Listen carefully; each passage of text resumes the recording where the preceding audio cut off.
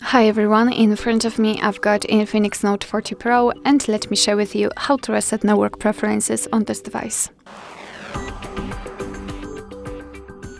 So let's start with finding and opening the settings, and then scroll down to the very bottom to find the system. Now we have to localize the option Reset Phone. Let's tap on it, and as you can see at the top we've got the option we're looking for. So let's tap on Reset Wi-Fi Settings, and your device of course will inform you that it will reset not only Wi-Fi but also mobile and Bluetooth. So let's tap on Reset, and as you can see we've got this information immediately, which means that we just successfully reset all network preferences. Alright, so that will be all. Thank you so much for watching. I hope that this video was helpful, and if it was, please hit the subscribe button and leave the thumbs up.